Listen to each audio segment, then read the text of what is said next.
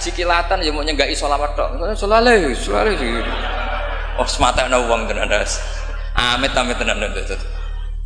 Loh kenapa? Sholawatnya baik, tapi Jibril juga gak paham. Sholale itu kan kalimat apa kan juga jelas. Coba diterkip.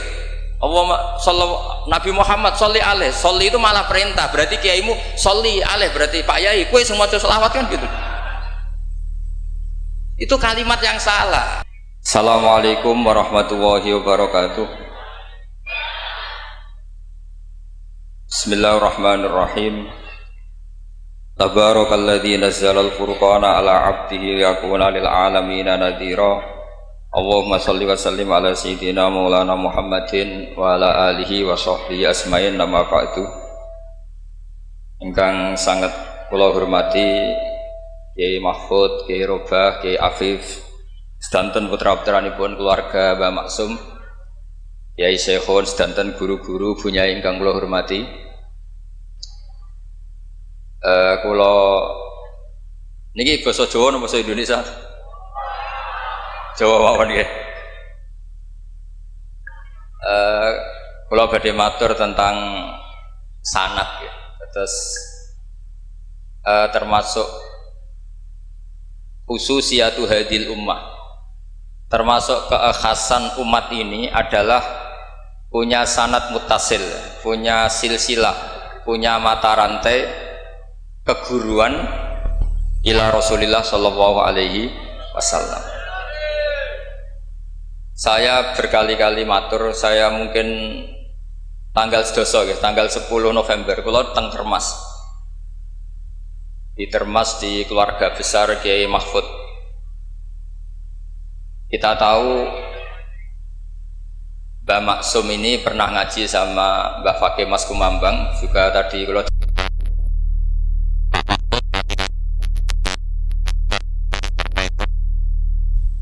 kok fisik nganggo hati tuh, ngomong fisik nganggo hati.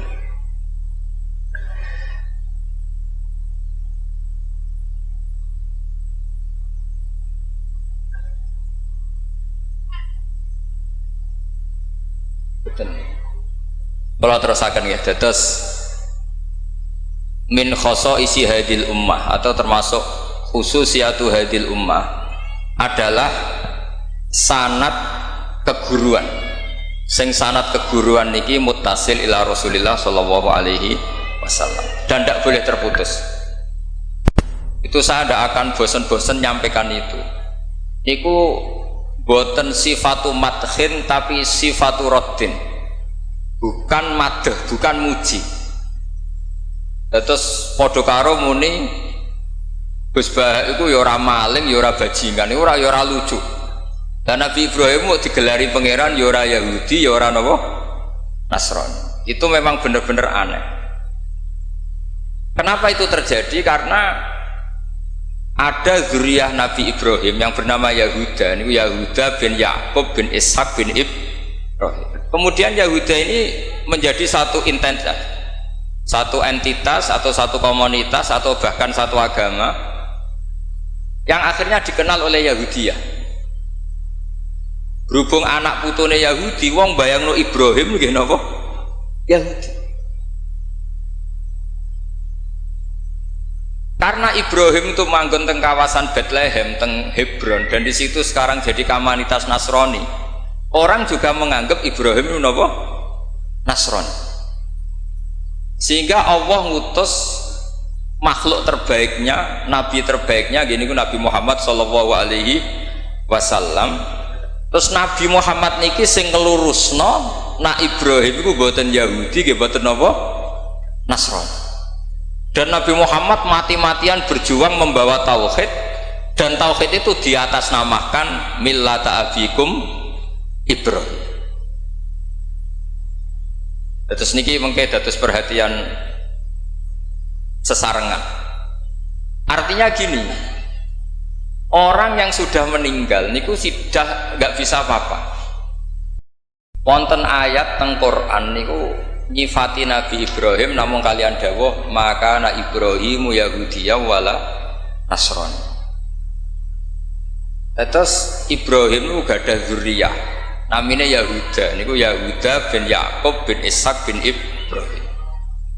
Akhirnya ketika Yahudiyah ini jadi satu entitas ini saged agama, saged marga, saged nama kerajaan. Iku orang mengira Ibrahim itu Yahudi karena entitas setelah Yahuda itu mengidentitaskan Ibrahim atau menstatuskan sebagai apa? Yahudi. Nasrani juga sama karena kebetulan agama Nasrani lahir di Yerusalem, di kawasan Hebron, di Bethlehem. Kemudian orang menstatuskan Ibrahim itu ya Nasrani. Karena mayit ini orang yang sudah tidak berkutik. Sehingga kalau dzurriyyahnya mayit ini menjadi pilihan tertentu, memilih pilihan tertentu, maka akan menstatuskan mbah-mbahnya. Sehingga saya berkali-kali bilang sebetulnya adat di Jawa itu salah. Anak numpang keramat baik, keramat gandul itu salah. Sebetulnya kalau dalam tradisi leluhur Arab itu dibalik.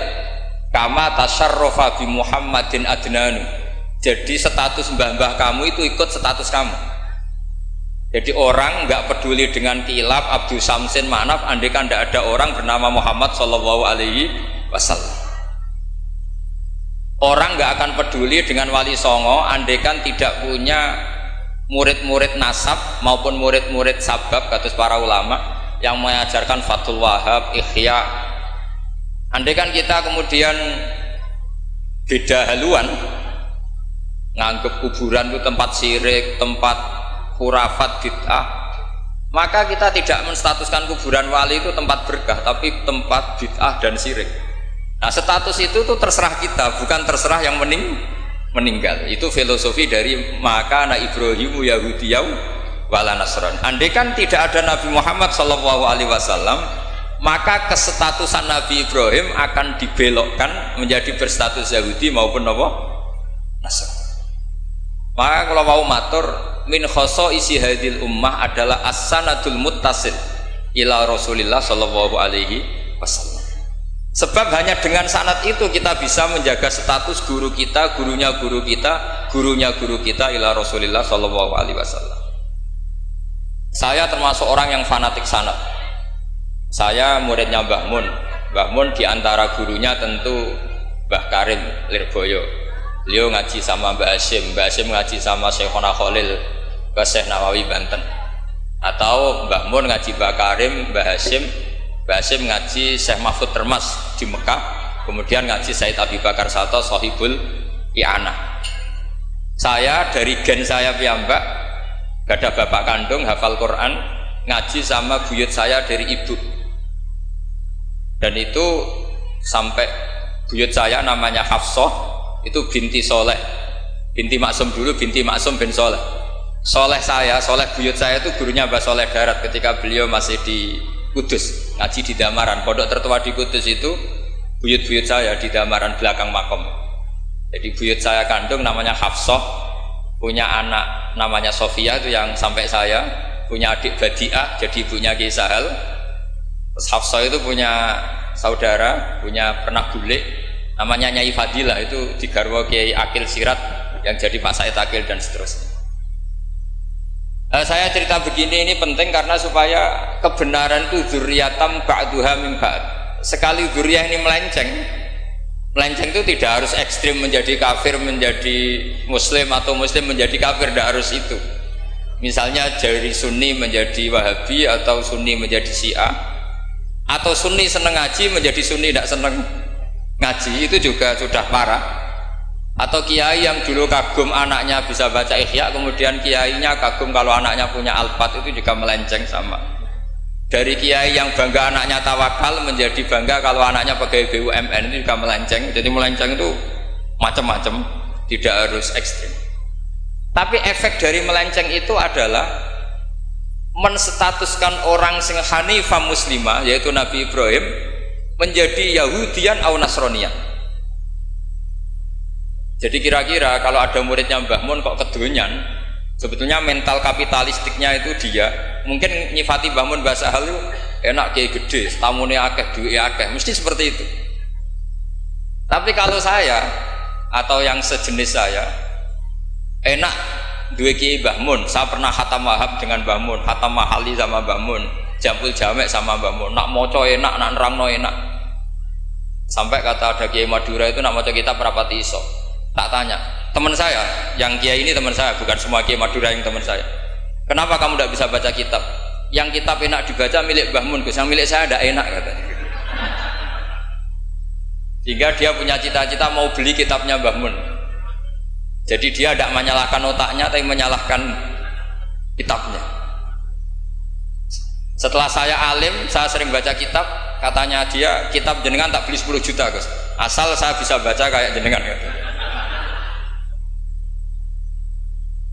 Khawatir saya masalah sanad itu, saya ulang lagi masalah sanad.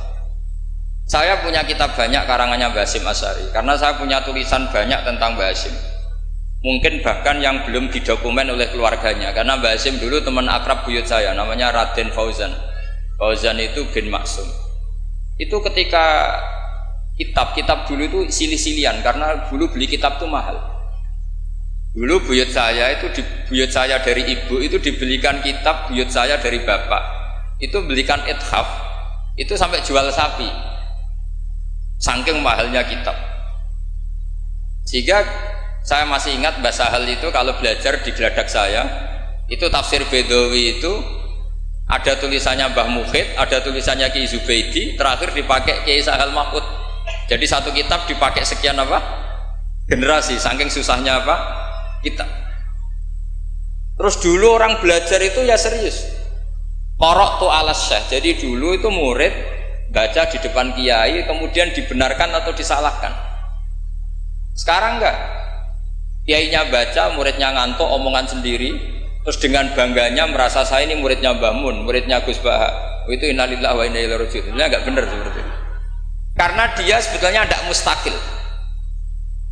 Kecelakaannya lagi, metode pelatihan bahasa Inggris, bahasa asing itu pakai metodenya ulama dulu. Orang kalau kursus Inggris itu dilatih disuruh ngomong sampai aksennya Inggris, konversasinya gaya Inggris, sehingga mereka pinter. Itu metode kita.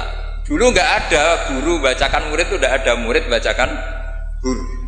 Makanya kenangannya Imam Syafi'i, qara'tu ala Malik al-Muwatta, saya membaca Muwatta di depan Imam Malik. Sehingga murid pinter apa goblok ini gurunya tahu. Nanti kalau bacanya bener terus disahkan jadi kiai. Karena nanti terus di rokokan ambil omong-omongan tetap jadi kiai. Padahal kiainya saja nggak tahu dia pinter, nggak tahu. Nah ini termasuk sanad yang mungkotek. Makanya saya ini nyesal senyesal-nyesalnya. Di tradisi pesantren sekarang ngaji sorogan itu jarang. Saya alhamdulillah sampai sekarang masih ada beberapa santri yang ngaji sorogan mahali sama saya, termasuk beberapa Gus Sarang masih sorogan sama saya. Karena Mbah Mun itu gak mau ngasih sanad kecuali sorogan. Jadi dulu saya ngaji sama Mbah Mun, cucu kandungnya Mbah Mun mau sanad mahali gak langsung Mbah Mun, harus lewat saya, karena Mbah Mun sudah tidak sorogan mahali karena sudah sepuh.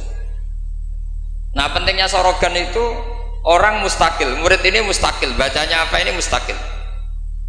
Jangan sampai ngalami misalnya ada murid tanya, Gus, walam tarjiman itu maknanya apa? Saya yang kecelok orang alim saja nggak tahu maknanya lam tarjiman. Setelah tak lihat ternyata di bab khed walam tarodaman, dia baca langsung lam tarjiman.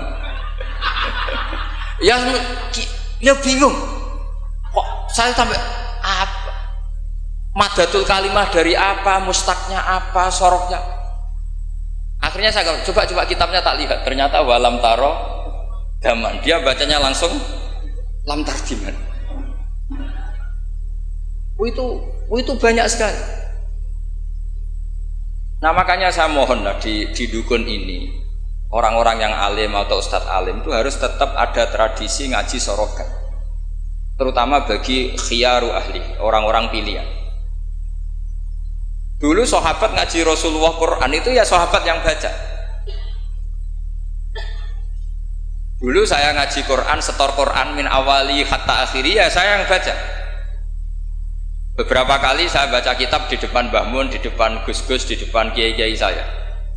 Jika kiai dulu itu tahu ini sudah alim, ini belum, ini setengah alim, ini setengah waras, ini tidak waras, itu tahu.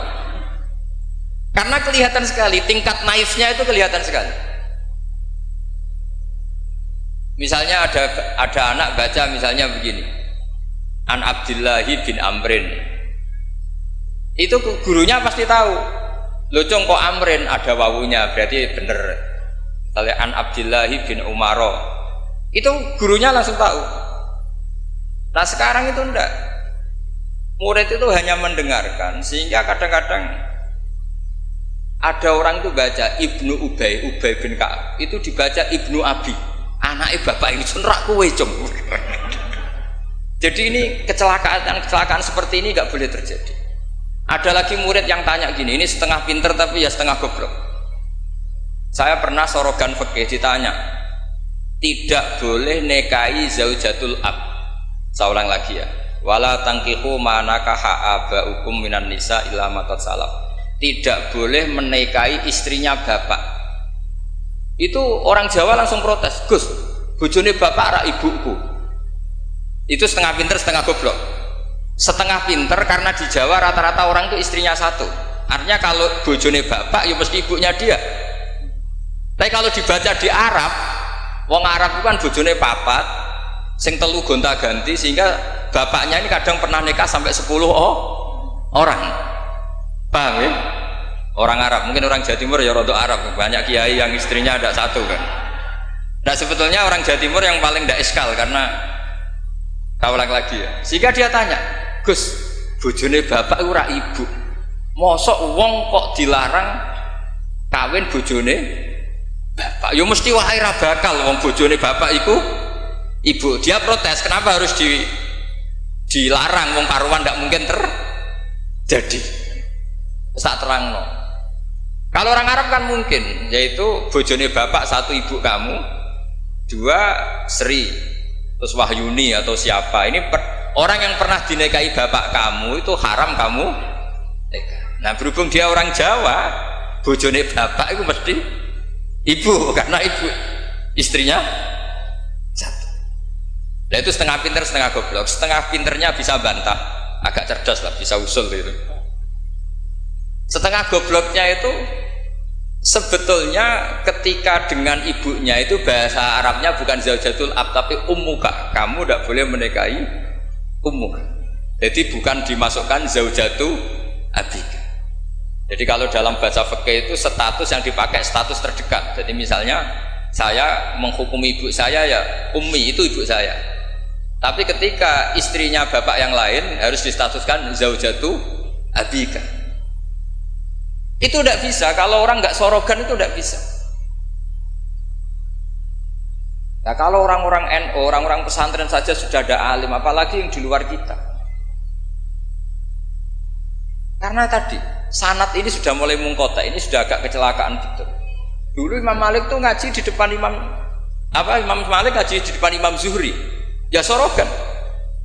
Imam Syafi'i ngaji di depan Imam Malik, baca muwatta khatam benar semua. Terus qad ana laka antuftiya, ana itu sudah saatnya kamu iftah, karena baca min awali hatta akhiri benar semua. Masih ngaji sama Sufyan bin Uyainah, masih ngaji sama Sufyan As-Sauri, terakhir beliau ngaji sama Muhammad bin Hasan As-Syaibani di Irak. Itu semuanya yang baca Imam Syafi'i, sak logikanya. Terakhir dites begini Imam Syafi'i, sama sih, saya termasuk sering baca kitab Risalatus Syafi'i. Saya sering baca kitab sering baca kitab Risalatus Syafi'i. Itu dites begini. Kata Sufyan As-Sauri, ya Aba Abdillah, kalau manggil Syafi'i itu Aba Abdillah, ma makna hadisi la tuharrikut tayra min makin natiha. Gurunya yang satu tidak baca makin natiha tapi min wakanatiha. Jangan gerakkan burung dari sangkarnya. Kalau sampai yang dibedai mesti jawab ini, kurang penggawean apa, ngubrak-ngubrak manuk kan gitu. Tapi Imam Syafi'i dengan fasihnya menerangkan orang Arab itu kalau mau pergi itu tatoyur itu pakai ukuran terbangnya burung. Nak digusah terbang ke kanan ila aimana berarti alamat baik. Kalau berterbang as'ama atau aisaro berarti buruk. Itu kalau ada burung di hutan terus digusah. Kalau nggak ada burung di hutan, dia memang nyimpan burung, diletakkan di kurungan, tapi kurungannya dibuka terus diubrak. Nak terbangnya nganan baik, kalau ke kiri buruk. Makanya disebut di Quran innama ta'irukum ma'akum inna tatoyarna bikum, karena yang dipakai ukuran itu toir itu sesuatu yang terbang. Itu Imam Syafi'i langsung paham. Adatul Arab kalau mau pergi itu melihat terbangnya burung. Sehingga makna hadis la tuharrikut tayra min makinnatiha, jangan mentaklekkan barokah tidaknya pergi berdasar terbangnya burung, tapi berdasar pergi kamu itu fi taatillah atau fi maksiatillah. Nangis gurunya, padahal masih Imam Syafi'i umur 15 tahun. Wong kok pintere ngono. Makanya terus sampai dipuji-puji. Saya punya keyakinan kalau nanti fata min Quraisyin yamla utibaqal ardi ilman tuh kamu. Padahal teksnya hadis hanya gitu, jangan gerakkan burung dari sang. Itu dulu mungkin orang alim sampai seperti itu mungkin. Karena ngajinya sorokan, mustaqil. Saya beberapa kali dites Mbah Mun, hak cara kowe naib Indonesia itu fasik ta ora? Ora dijawab fasik ya rodok fasik untuk mel-melan terus. Nak dijawab fasik padha karo ngukumi nek kae wong sak Indonesia agak sah mergo waline napa? Nah, kula pengalaman karena kula sering ngaji sama Mbah Mun pengalaman. Jenengan ra kepengin nek kae wong sak Indonesia sah. Iya aku kepengin sah. Nak ngoten tak hukumi mboten fasik. Itu Mbah Mun sewenengnya saya sampai diambung itu ya bilang gitu. Cara wong Arab nak seneng diambung bombonan. Kowe muridku tenan kata. Karena itu memang jebakan. Jadi ya sudah seperti itu. Itu mungkin kalau ngaji sorokan. Tapi nak ngaji kilatan ya mau nyenggai sholawat tok. Sholale. Oh semata ana wong tenan. Amit tenan. Loh kenapa? Sholawatnya baik, tapi Jibril juga gak paham. Sholale itu kan kalimat apa kan juga jelas. Coba diterkip. Nabi Muhammad sholli alaih. Sholli itu malah perintah. Berarti kiaimu sholli alaih, berarti Pak Yai kowe semua sholawat kan gitu. Itu kalimat yang salah. Iya, waqala Rasulullah sallallahu alaihi wasallam. Terus muridnya muni sholli alaih, berarti kan kalau dimaknani kan sholli maca sholawat sira Pak Kiai. Ali ngatasin mun jenengan mawon sing maca sholawat. Nah, berhubung itu bahasa Arab gak ketara salahe kan gitu. Adat-adat ngono iku mareni gitu. Itu naif. Mestinya kan qala Rasulullah sallallahu alaihi itu sholat alaih lah, paling enggak ada dhamir mustatir yang kembali ke Allah. Ya kalau terus muridnya bilang apa? Sholli alaih, coba sampean maknani sholli alaih. Sholli ya syekh alaihi ala nabi. Kacau enggak kira-kira andai kan dengar orang yang ngerti itu. Tapi alhamdulillah banyak yang enggak tahu sehingga ya alhamdulillah. Makanya saya berkali-kali muji orang bodoh itu barokah. Mergo ora ora salah wong. Jadi penak weh. Kalau saya tangisan, nak pondok gede weh salah oleh maca sholawat mulai sing pondok cilik. Sing ditunggoni ahlul ilmi, maksudnya pondok gede sing notabene ditunggoni ahlul ilmi saja salah apalagi. Jadi dulu tuh orang itu pinter sekali karena ngajinya sorokan. Sahabat ya gitu. Sahabat tuh kalau nggak paham ya tanya Nabi, karena logikanya Nabi kadang nggak nyambung sama logika sahabat. Misalnya begini, al-qatil wal maktul finnar, yang bunuh maupun yang dibunuh. Saya baca lengkapnya. Idzal taqal muslimani bisayfihima fal qatil wal maktul finnar. Jika dua orang muslim perang sama-sama membawa pedang, maka yang bunuh maupun yang dibunuh di neraka. Sahabat tuh iskalnya hadza al qatil. Oke lah kalau qatil finnar, kalau pembunuh di neraka normal ya Rasul. Fama balul maktul. Lalu dosanya yang terbunuh apa? Wong dia korban, dia maktul, dia dibunuh. Jawabannya Nabi, innahu kana harison ala qatli sahibi. Dia sebut maktul, oke, dia maktul, tapi mentalnya qatil. Artinya gini, yang terbunuh itu mentalnya qatil apa maktul? Qatil, karena dia saat tempur tentu inginnya membunuh. Artinya maktul itu status fakta, tapi status mentalnya qatil. Itu hebatnya Rasulullah. Ya ketika ada orang sama-sama bawa pedang duel itu mentalnya semuanya qatil. Cuma yang satu nasibnya maktul. Nah, maktul ini status nasib apa status niat? Status nasib, niatnya dia tetap qatil sebagai pembunuh. Jadi segampang itu Rasulullah menjelaskan karena tadi ada sorogan. Jika Nabi setiap ngaji sama sahabat, aro'aitakum hadhi, aro'aita kadza, aro'aitukum kadza. Nah, ini terakhir, qadhiyah saya terakhir tak terangkan. Nah, sehingga Quran, ini kembali ke sesuatu yang saya tekuni. Sehingga Quran itu mengajak orang itu berdialek, dan sering ada kata aruni, kul aro'aitum. Kenapa demikian? Karena nggak boleh orang itu menerima ilmu itu karena dicekoki guru. Dia harus bisa berpikir sendiri. Jika Allah kalau ngendikan, nggak apa-apa selain saya sebagai Tuhan, nggak apa-apa kata Allah. Kamu bilang Yesus Tuhan nggak apa-apa, Fir'aun Tuhan nggak apa-apa. Tapi kata Allah, aruni madza khalaqu minal ardi. Tapi tolong tunjukkan ke saya prestasinya Fir'aun apa? Apa ketika saya bikin langit dia ikut menciptakan langit? Apa ketika saya bikin bumi dia ikut menciptakan bumi? Aruni madza khalaqu minal ardi am lahum syirkun fis sama. Sehingga orang terus mikir, kalau Fir'aun Tuhan, Yesus Tuhan, atau siapa saja yang selain Allah dianggap Tuhan, lahirnya di mana? Oh, Yesus lahir di bumi. Bagaimana mungkin lahirnya di bumi tahu-tahu menuhani bumi? Fir'aun ketika merasa Tuhan, Musa ditanya, Tuhan kamu siapa? Rabbus samawati wal ardi, yang nuhani langit dan bumi. Terus kata Fir'aun, ya Haman ibn Li sorhal la ali abluhul asbab. Sudah, saya mau bikin piramida, mau lihat Tuhannya Musa. Terus soal di bumi kata Fir'aun, ma'alim tulakum min ilahin wiri. Saya jalan-jalan kemana-mana, setahu saya yang dituhankan saya, kata Fir'aun. Nabi Musa ganti argumentasi bilang, Rabbukum wa rabbu abaikumul awalin, yang nuhani nenek moyang kamu. Itu semua hadirin langsung sadar, iki nak Fir'aun pangeran, buyute radi pangeran, kan pangerannya datang terlambat. Kan Fir'aun punya bin. Wong Fir'aun itu nama gelar kayak Hamengkubuwono. Fir'aun 1, Fir'aun 2, Fir'aun 3, Fir'aun kan begitu. Makanya zaman Nabi Yusuf itu rajanya juga namanya sudah Fir'aun. Zaman Nabi Musa juga Fir'aun, karena itu gelar. Artinya begini, kalau Fir'aun itu Tuhan, berarti mbah-mbahnya tanpa Tuhan, karena Tuhannya datang terlambat. Itu dilatih. Sehingga Quran itu sering ngendikan aruni, aro'aitum, aro'ait, itu diulang-ulang.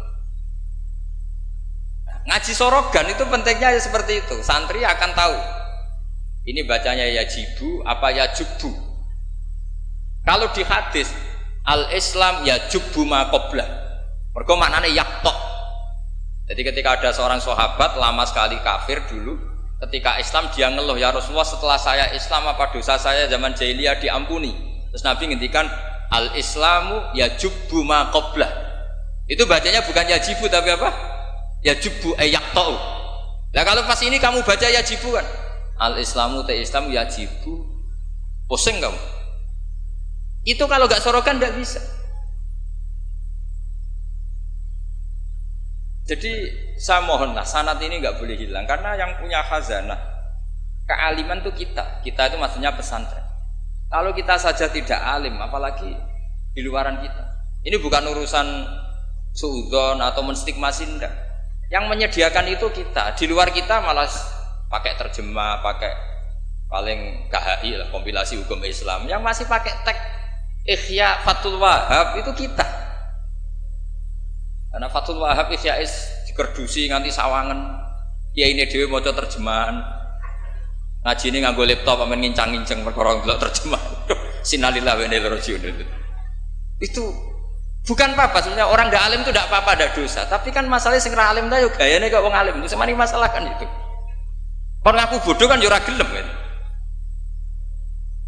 Dulu itu ndak seperti itu. Sehingga Nabi Ismail misalnya, Nabi Ibrahim itu Nabi itu diperintah Allah mesti benarnya. Inni arafil manami anni atbahuka. Saya bermimpi, mimpi anbiya adalah wahyu, bahwa saya disuruh nyembelih kamu. Apa kata Nabi Ibrahim? Fangdur madza tara. Lalu menurut pendapat kamu gimana? Karena mulai dulu enggak, jadi tradisi di kampus dua arah, mahasiswa disuruh mikir, disuruh cerdas. Itu dulu kita sebelum ada kampus itu para nabi sudah punya tradisi murid itu mustaqil bil fikr. Murid bisa mikir sendiri. Mangdur mata taro, menurut pendapat kamu gimana Ismail? Supaya apa? Kalau Ismail betul-betul nanti disembelih, itu dia tidak hanya nurut Nabi Ibrahim, tapi memahami, jika dapat ganjaran 2 kali, nurut bapak, ya nurut pangeran. Atau nurut pangeran ya nurut bapak. Fanzur madza tara. Qala ya abatif almatu. Jadi tidak mentang-mentang Ismail, aku dikongkon pangeran nyembelih kowe. Ayo nang tak sembelih. Tak oleh bantah, nurut. Tidak ada seperti itu. Lagi-lagi yang ada itu di ngaji sorogan. Nah, kemudian saya sekarang cerita masalah sorogan. Saya beberapa kali punya kenangan Mbah Mun, karangan terakhir beliau Al-Ulama Al-Mujaddidun. Tiap ketemu mesti disuruh baca itu. Sampai saya pas haji sama beliau ya baca itu di Tujami Bari Rasulillah. Ketika saya di Sarang ya Syawal ya baca itu. Sampai kitab itu untuk murid-muridnya identik dengan saya karena saya sering, bahkan di kitab saya paling banyak oret-oretan tulisan tangannya Mbah Mun karena beliau tahu kalau saya menekuni kitab itu, tinggal beliau senang sekali. Termasuk begini pertanyaan saya. Menurut Imam Syafi'i, zakat zuro itu kan hanya yang muqtad, kayak makanan pokok lah, kira-kira kayak padi kalau di Indonesia. Tapi Mbah Mun dulu itu sering guyon gini. Petani itu saake jare. Wis macul terus gegere kaya akik wajib zakat. Petani cengkeh kakao sugih-sugih ra wajib zakat. Mergo sing ditandur mboten apa? Muqtad atau tidak kut. Oke ngono iku terus piye? Kayake gak adil. Mbah Mun itu hanya guyon-guyon gitu. Mulai guyon petani kaya gegere kaya akik kaya apa gitu. Terus suatu ketika tanya saya, "Cara kowe wajib gak?" Ya nek jenengan muni wajib, kula muni wajib, nak mboten nggih mboten, wong kula murid temen. Terus jare Mbah Mun, "Ora iso kowe kudu melok nak muni wajib ya kowe dhewe aja ngelok-ngelokno aku." Dulu saya iskal saya itu ini piye to kok gak tanggung jawab atas saya gitu. Dan di kitab itu ditutup dengan kalimat fa'ala man huwal qudwah li hadhil ummah ay yuftiya bima huwal aslah li hadhil ummah. Jadi orang menjadi panutan umat harus berfatwa sesuai al aslah li hadhil ummah. Saya masih tanya lagi, "Lho al qudwah li hadhil ummah iku jenengan?" "Iya ya aku, tapi kayak kudu mikir dhewe." Terus tak tanya lagi, "Ma huwal aslah li hadhil ummah iku wajib napa mboten? Kakao cengkeh niku sida wajib zakat napa mboten?" Yo karek kue. Nah dulu saya iskal. Sampai malam mau haji itu saya masih ditimbalin, masih diskusi kitab itu. Ini kitab ini tak bawa, kitab Al-Ulama Al-Mujaddidun. Ternyata kesimpulannya apa? Fatwa itu nggak boleh hanya gurunya paham, muridnya tidak. Akhirnya saya tanya gini, ya Syekhona, ketika seseorang itu syafi'i dan dia seorang mufassir, hal yataqayyadu bimadhabi imami amlah.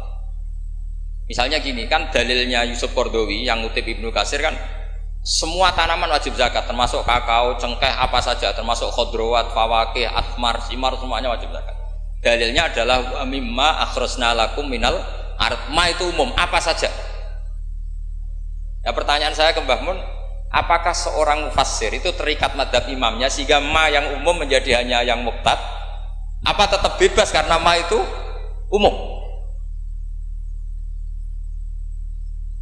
Terus ya beliau mau gejol-gejolkan ya, tapi yang beliau sempat komentar al-fawakih wal khodrowat sekarang aksaru iktisodian secara ekonomi lebih prospek, harusnya wajib zakat. Nah saya kenapa cerita panjang lebar ini supaya jangan sampai pondok-pondok yang belajar Fathul Wahab, belajar Ihya, belajar Fathul Mu'in, kemudian kita dianggap orang yang antisosial. Petani melon kaya, petani tebu kaya, sudah kaya tidak wajib zakat karena yang ditanam tidak kut. Petani pari wis melarat, utangan hanya karena yang ditanam apa? Kut atau muqtad wajib zakat. Lalu kata dunia kan terus piye toh kiai? Nah ini saya mohon sekali itu murid-murid bisa memahami kalau kita itu mendiktekan pikiran kita. Nah dulu Imam Syafi'i cara belajar seperti itu. Imam Syafi'i itu dulu senengnya sama orang miskin tak ngamek karena sifatnya Nabi wa yuhibbul fuqara wal masakin terus wa yajlisu ma'ahum wa yaruddu mardahum. Wa yuhibbul fuqara wa yajlisu ma'ahum wa yaruddu mardahum terus. Dia ketika di Mekah miskin, di Madinah mulai gundah. Imam Malik itu gaya orangnya. Jadi kalau duduk di kursi tinggi, babutnya itu empuk. Beliau mulai iskal, ini kiai kok kaya raya. Tapi itu dipendam sama Imam Malik.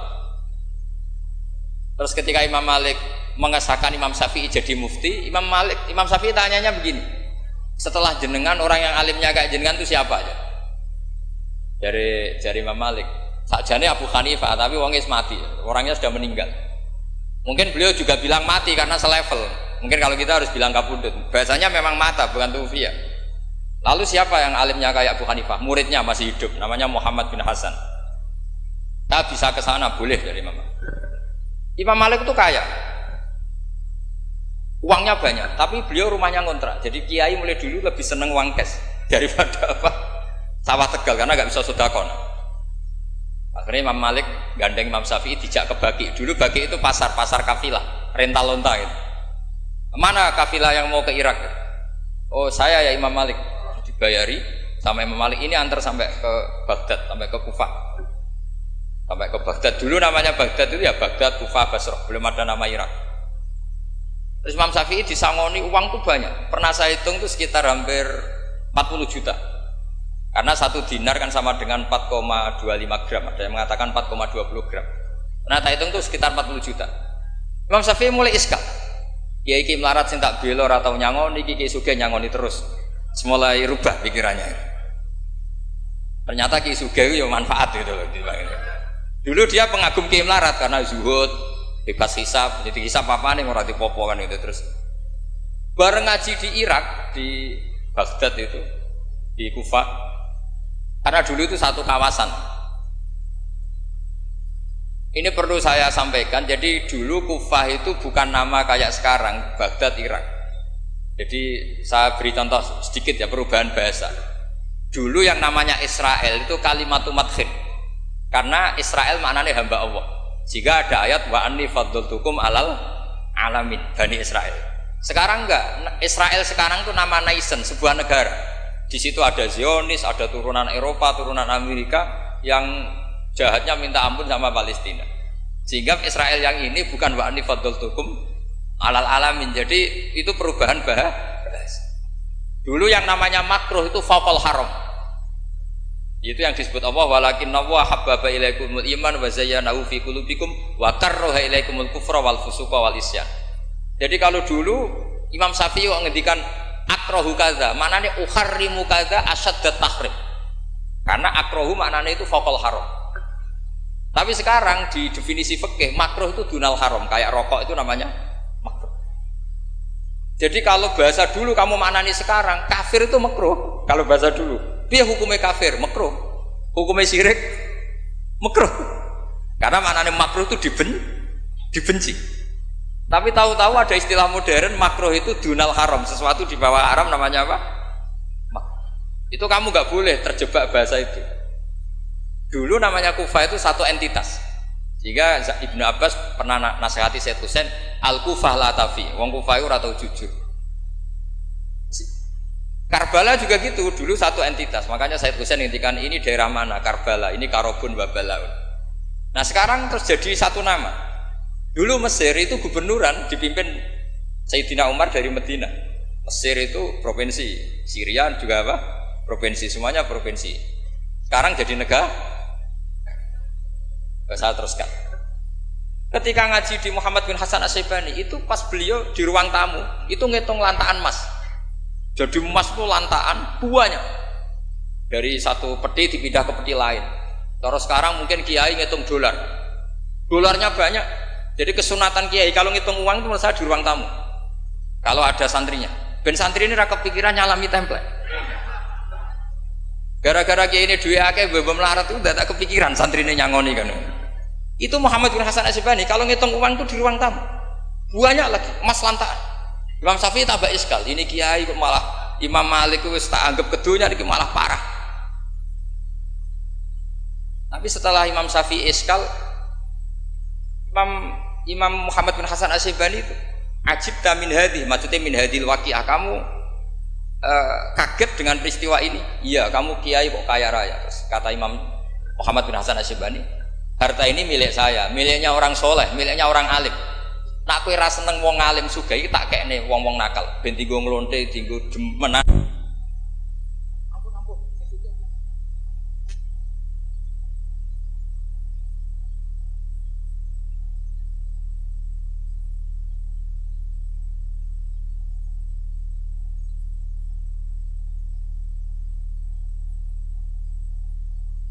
Islam kuat beli kuda, kok beli khimar haram. Mergo al-Islam ya'lu wala ya'la. Jadi kira-kira kalau sekarang orang Islam kuat beli Innova, kok numpak beli carry butut itu haram karena dzillah. Itu kehinaan. Semenjak itu Imam Syafi'i itu pinter. Pinter dia. Iya. Nak kiai tak haramno sugih. Terus sing sugih wong fasik yo repot dunya.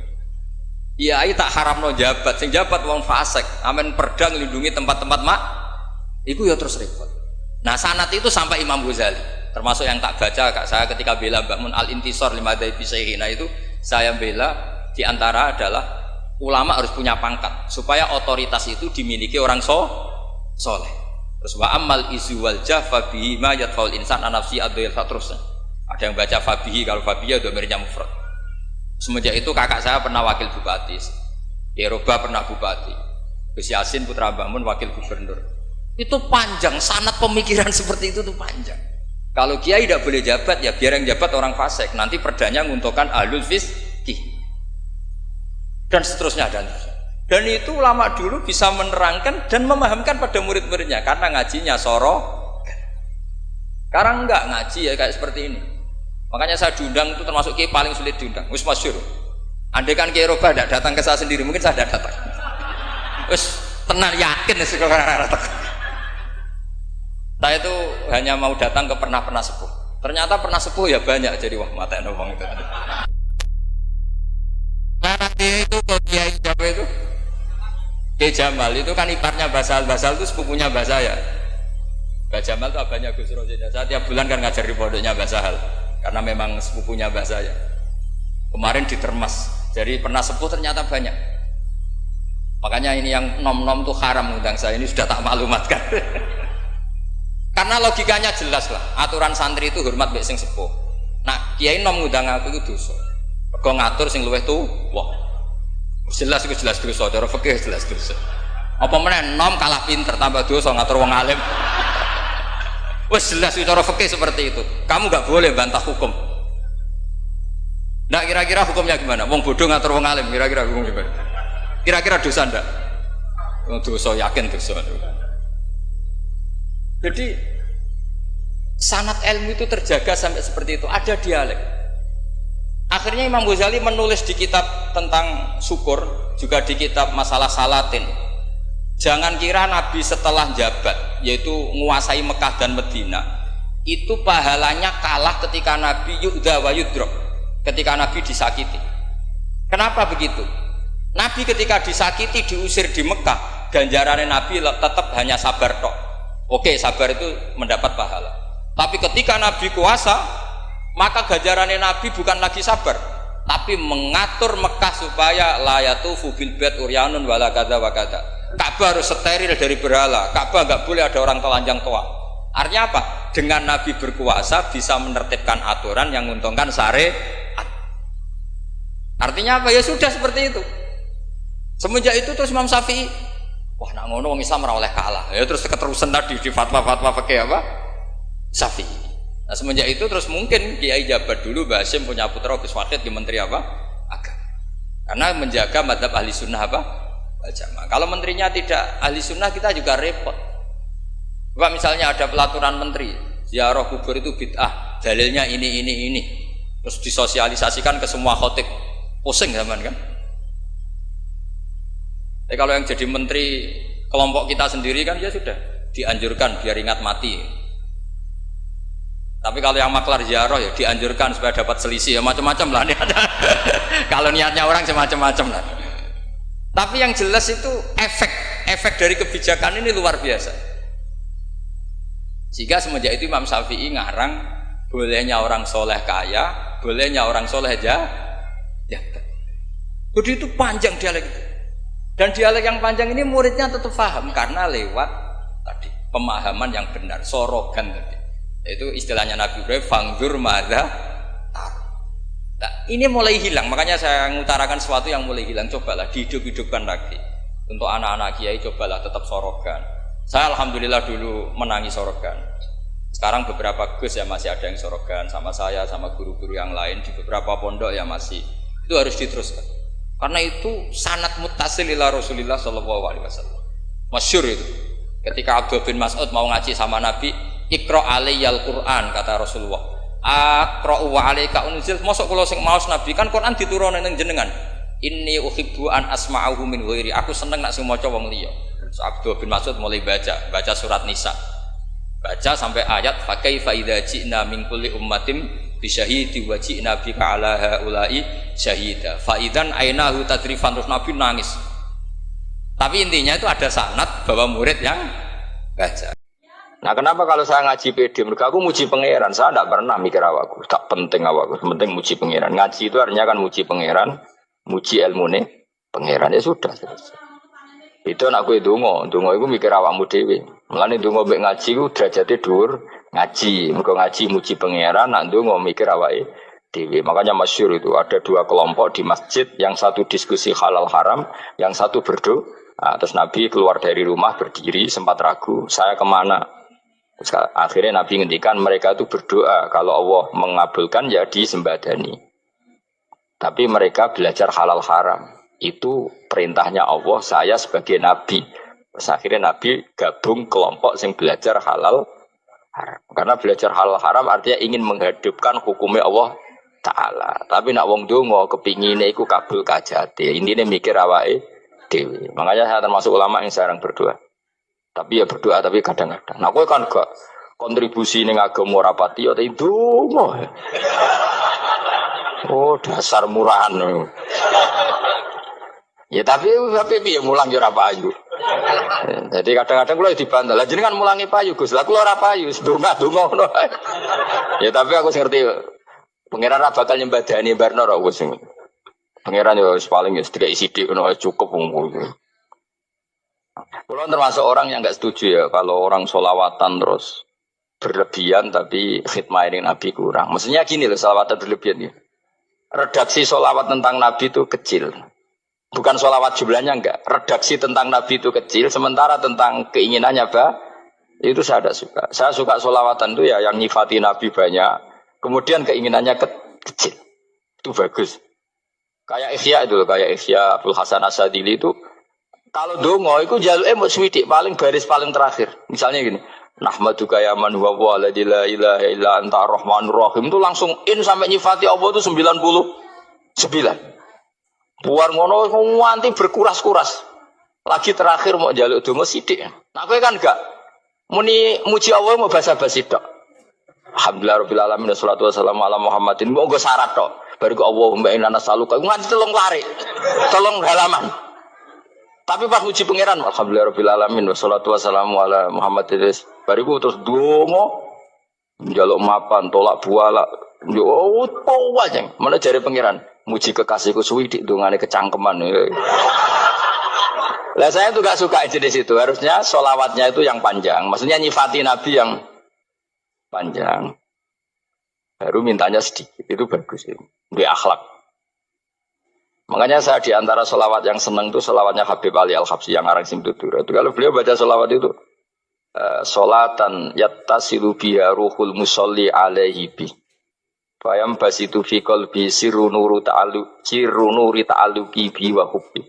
Wa yuktabu biha bi inayatillahi ta'ala fi hisbi. Jadi dia baca sholawat itu, ya Allah berikan sholawat kepada kekasihmu Muhammad. Dengan sholawat ini rohnya saya, musolli itu rohnya saya yang membaca sholawat, bisa sambung dengan rohnya Rasulullah. Dan setelah sambung saya terhitung sebagai orang yang mencintai Rasulullah. Dan saya berharap dari cinta itu saya tertulis sebagai umatnya. Nah, aku kan enggak mau sholawat itu mau saya termasuk orang yang enggak saya loh ya. Tapi ya tetap baik dibanding nganggo primbon ya satu sholawatan ya. Tapi boleh punya etika lah dengan Rasulullah itu. Boleh kalau dungo nyifati Nabi yang banyak, ya baru keinginan. Kan banyak tuh sholawat yang seperti yang saya misalnya di kitabnya Sayyid Muhammad ada. Allahumma sholli ala sayyidina Muhammad nuri kalam alladzi. Wah nyifati Nabi itu sampai panjang lebar baru menceritakan hajat. Kalau kamu kan enggak nyifati Nabi basa-basi, mau sidik kan. Malah kadang orang misalnya ala Muhammad. Kok ala Muhammad muni Sayyidina aja disoal. Baru kutungannya apa? Panjang. Saya termasuk yang enggak setuju. Karena itu menurut saya kurang etika. Makanya Rasulullah itu kalau berdoa, kalau sudah nyifati Allah, coba tak beri satu contoh saja. Doanya Nabi. Alhamdulillah hamda yuwafi ni'amahu wa yukafi'u mazida ya Rabbana lakal hamdu kama yanbaghi li jalali wajhika 'azimi sultanik. La nuqsi sana'an 'alaika anta kama asnaita 'ala nafsik. Itu sudah berapa itu nyifatinya? Itu belum doanya tuh. Nah, kamu kan enggak.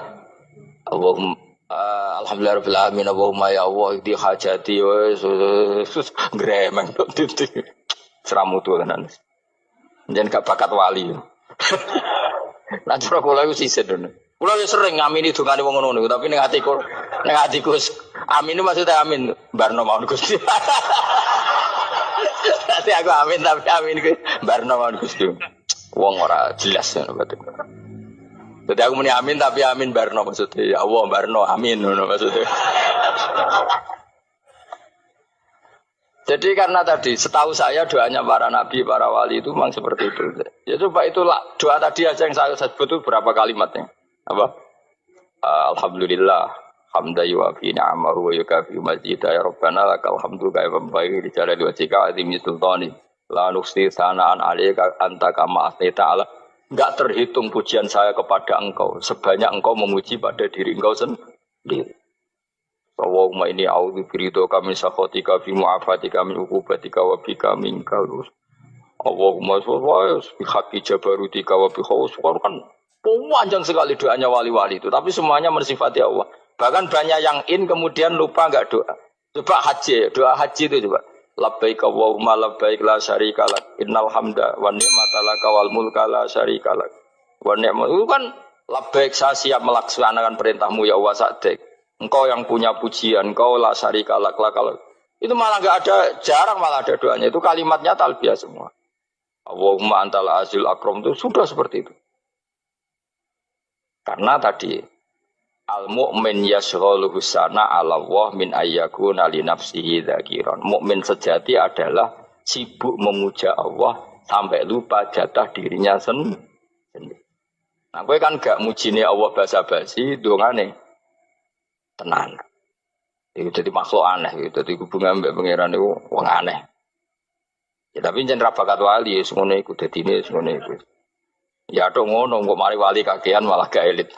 Jadi, tapi saya mohon itu di sholawat itu usahakan jumlah paling enggak jumlah sholawatnya banyak doanya sedikit paling enggak misalnya kamu tidak punya kalimat yang apa baik ya mau sholawat ping 100 itu gak ada salah biar guling-gilingan apa kita menyebut kekasihnya Allah lebih banyak ketimbang kita menyebut hajat kita sendiri ya gitulah paling enggak punya etika seperti itu ya kalau kamu enggak punya segot-segot sing keren bacalah sholawat berapa 100 terus cerita awam Gusti utang kula kathah. Mengke ra jawab wis roh.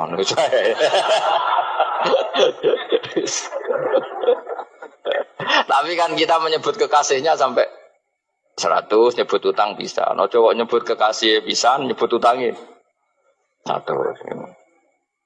Berarti yang sampeyan ditakoki pangeran. Kowe nyebut kekasih wong pira pisan, nyebut utang 100 dasar ra utang ngono kan. Ya ada, saya termasuk orang yang nggak setuju tadi. Jadi kalau redaksi sholawat cari yang mujinya Nabi lebih lebih banyak. Karena itu nanti lebih diridhoi Allah Taala. Coba Allah sendiri kalau nyebut nabinya itu hitung saja. Laqad ja'akum rasulun min anfusikum. Jadi rasulun min anfusikum seorang rasul yang sejenis dengan kamu. Terus azizun orangnya sangat terhormat. Alaihi ma'anitum rasul ini siap menanggung apa yang kalian tidak mampu.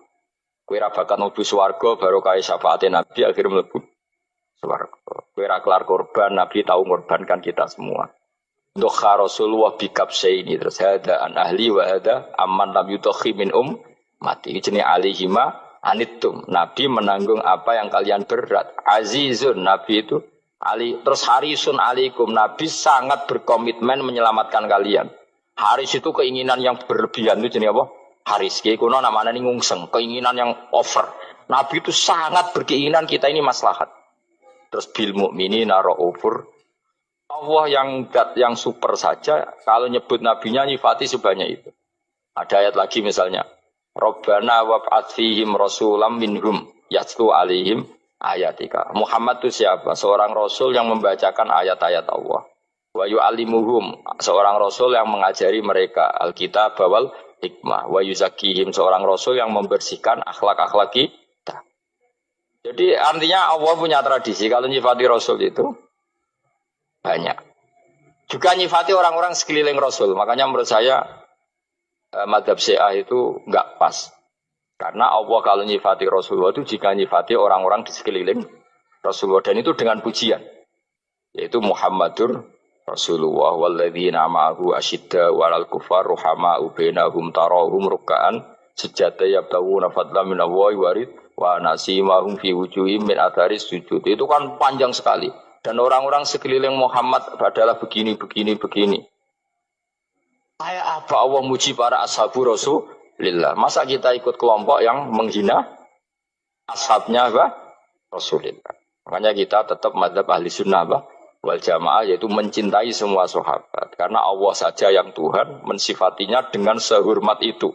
Mensifati ashabu Rasulillah. Disifati orang-orang yang saling kasih sayang sama orang mukmin. Tarahum ruka'an, sujud dan komitmen hidupnya untuk rukuk dan sujud. Simahum fi wujuhim min asari sujud. Sudah asari sujud rasa diterjemah, nanti sensitif. Cuma setahu saya asar sujud itu nanti setelah di akhirat orang sering sujud itu jabahnya itu ada nurnya. Tapi kalau ada yang nafsirkan asari sujud itu warna tertentu ya semboy. Itu sensitif. Yang jelas asari sujud itu ya sudah seperti itu. Seneng kamu kok hasut. Kowe nyen provokator, nak ono apa ya? Ada hal yang begitu terus mau berlebihan. Uteke ya khisimun. Aku lah ada kepentingan pokoknya ayat si mahum fi wujuhim min asaris sujud, bahwa dalam jabahnya itu ada asaris sujud. Itu masyhur kan, saya terangkan ya, tapi gue jauh sensitif loh, biasa wae. Suatu saat Rasulullah itu ngendikan begini, nanti saya kata Nabi akan nyafati kalian semua. Sahabat-sahabat tanya, ya Rasulullah dengan sekian miliar orang bagaimana kamu mengenali kita? Saya ulang lagi, suatu saat saya nanti akan nyafati kalian, karena saya kenal kalian. Maksudnya di akhirat. Ya Allah, di akhirat. Terus sahabat tanya, ya Rasulullah bagaimana engkau mengenali kita sementara nanti di akhirat bermiliar-miliar orang itu. Terus Nabi ngendikan gini, jika kamu punya unta dengan tanda tertentu, saya ulang lagi, jika kamu punya unta punya tanda tertentu, dalam jidatnya ada begini, dalam tangannya ada gini, dalam kakinya ada gini. Maka apa kamu bisa membedakan untamu dengan unta orang lain? Ya bisa ya Rasulullah, karena unta kita khas. Misalnya kaki depannya ada putihnya, kaki belakangnya ada putihnya, dalam baduknya ada putihnya. Kata Nabi, inna ummati yut'auna yaumal qiyamati hurran muhajjalin min asaril wudu. Nanti umatku, nanti wajahnya juga bersinar. Tangan kakinya juga bersinar. Jadi asar itu saya pastikan secara riwayat itu akhirat, maksudnya tentang akhirat. Tapi bahwa yang di dunia ada yang memulai asar itu nggih monggo mawon. Loh itu bagus kan, artinya ekspresi percepatan. Ndak apa-apa loh, daripada kok kowe ora jelas ngene iki. Maksudnya ya orang ngetok kowe pancen jarang sujud tenan lho. Wis ora usah sensitif, tapi yang jelas ya nanti. Ya soben kiamat ruang samu. Nanti hisab itu nanti kalau hitung hanya sekitar 3 jam. Hisabnya sak dunia itu hanya sekitar, karena malaikat itu tidak kesulitan sama sekali. Tak warai ya. Ini nggak akan salah saya dalam hal ini karena riwayatnya sahihah. Kenapa hisab itu hanya butuh rubu'un nahar, 1/4 dari siang enggak? Anggap saja siang itu 6 jam atau 12 jam itu aja terserah. Kalau 12 paruhnya kan 6 ya. Seperti 1/4-nya berarti 3. Itu gini.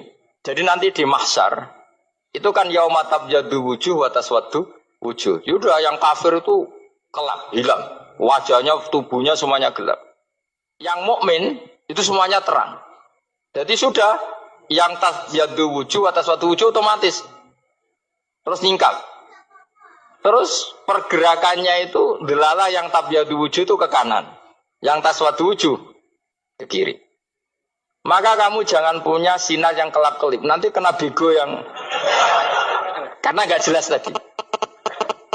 Maka kamu harus sinarnya yang sejelas-jelasnya. Hurran muhajjalin min asaril. Bila perlu nur kamu sampai menembus langit saat itu. Makanya ketika orang mukmin sudah nurnya ada di muka, ada di tangan, masih ngendikan Rabbana atmim lana Nurona karena takut masih kena bigo tadi. Karena kalau hanya wudhu tok, sikil tok kan, bayangkan di miliaran orang kan bisa agak kelihatan. Tapi kalau nurnya sampai nembus langit kan, itu siapa kok nurnya sampai, kan malaikat langsung tahu. Lani hafal Quran, alim kan insya Allah nurnya itu. Sama zaman itu masih berdoa, Rabbana atmim lana, sempurnakan nur kami. Karena nanti identifikasi malaikat berdasar tadi, kalau ada nur berarti diletakkan ashabal yamin, kalau nggak ada nur, ashabal shim. Nah malaikat yang dibawa bigu itu kira-kira detail nggak? Dugaan saya kalau kelap-kelip pasti kena simal. Wah ini partai kiri mesti kan. Pemenang yang wudhunya mau dulit sirah tok sidik. Karena anak madzhab Syafi'i. Sebetulnya meskipun itu sebaiknya kalau basuh sirah itu kabeh ben ora kelap. Mana aneh pepesan terus dulat-dulit tok. Oh itu sebenarnya ya itu. Kelap-kelip. Ya sudah ya. Setelah itu kata ngendikane pangeran yu'raful mujrimuna bisimahum fayukhadu bin nawasi wal aqdam. Orang-orang pendosa kelihatan maka diletakkan di kiri. Nah sama yang orang-orang baik simahum fi wujuhim min asaris. Jadi ayat itu jelas tentang akhirat. Tapi kira usah terus merovokasi. Seneng kok ya khisimun maksudnya provokator gitu. Jadi nanti yang mukmin jelas nurnya. Lah nur ini nanti dengan kadar iman kamu, perilaku kamu. Ada yang kelap-kelip, ada yang... Nah yang kelap-kelip ini orang kena bigo itu tadi. Nanti setelah kena bigo ikut ashabis simal, yang kelap-kelip disortir lagi malaikat yang bagian detail kan ada nanti. Nah ini terus ditubir neraka. Yang kafir benar-benar neraka, yang ini ditubir neraka. Nah, itu nanti ini yang ngel-ngelo Kanjeng Nabi digoleki ya ini itu.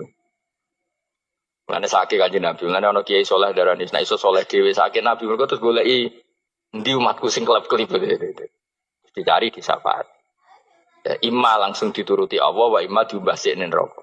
Ya terserah rencanamu piye kon aku kowe. Tapi yang jelas apa? Kiamat itu cepat sekali karena tadi ada identifikasi tadi. Makanya hanya cukup 3 jam karena tadi yang jelek kelihatan jelek, yang baik kelihatan baik. Makanya cepat. Ya oraful mujrimuna bisimahum, orang pendosa dikenali lewat alamatnya yaitu taswadu apa? Wujuh. Kalau orang baik dikenali lewat tabyadu wujuh. Nah terus setelah nyingkir, ini ngono tak warai kiamat. Setelah nyingkir itu faduri babenahum bisuril lahu bab. Setelah tersingkir tadi terus lalu ada pintu penghalang, pintu pemisah. Nah pintu pemisah tadi yang sisi kanan langsung jadi surga, yang sisi kiri jadi neraka. Itu disebut faduri babenahum bisuril lahu bab batinu fi rahmatu wa dhahiruhu min kibalihil adab. Yang pintu arah kanan otomatis wilayah surga, yang pintu kiri otomatis wilayah neraka. Nah problemnya ketika penutupan pintu itu yang kelap-kelip itu katut kemana ini yang makanya kamu jangan malok partai yang apa kelap-kelip yang nggak jelas itu koalisi kemana ya. Kalau partai besar kan iso nyalon presiden, partai kecil ini kan ikut mana ini kan? Sing sak ngisore 1%, 2% ini kan repot. Loh, coba misalnya nur kamu 2%, berarti gelap kamu kan 98%. Kira-kira malaikat mengkategorikan kemana coba? Ayo jawab.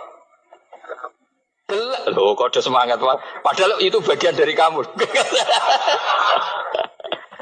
Kalau satu tubuh itu sinarnya hanya 2%, kira-kira kategorinya itu partai gelap, partai terang. Waduh semangat kok ya ini. Berarti kegaruk kemana? Kiri. Tapi bisa saja malaikat cara berpikir gini. Tapi kok ada cahayanya ya? Padahal kata Allah, yang bercahaya ashabul yamin. Kan nggak ada bilang cahaya terang. Bisa saja malaikat, alhamdulillah berpikir begitu. Ya nanti kita rayu saja supaya berpikir ini kan yang penting ada cahaya. Kan Allah tidak bilang terang apa kelap-kelip. Ya mungkin saja asal ada cahaya dikategorikan lahu nur, punya apa? Nur. Tapi yang jelas saat itu pun yang sudah punya cahaya masih berdoa Rabbana atsmim lana nurona. Ya Allah saya mohon sekali nur-nur kami sempurna. Jadi ini saya bantu teman-teman yang hafid-hafid supaya tahu maknanya ya.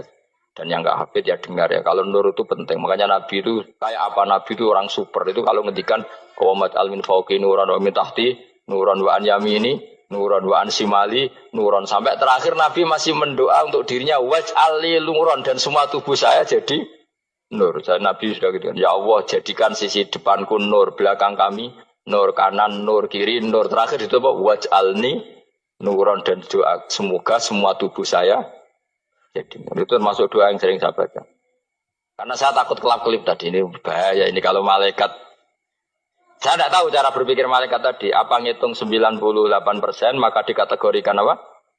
Gelap. Apa dihitung nurnya saja? Wong instruksinya Allah kan yang ada nur ashabul yamin. Meskipun kelap-kelip kan punya nur. Saya tidak tahu nanti ikut 2% ikut mana kalau di partai koalisi itu. Ikut yang menang biasanya, ikut yang apa? Ya paham ya, makanya saya mohon. Kalau wudhu itu usahakan sempurna, terutama wudhu sholat.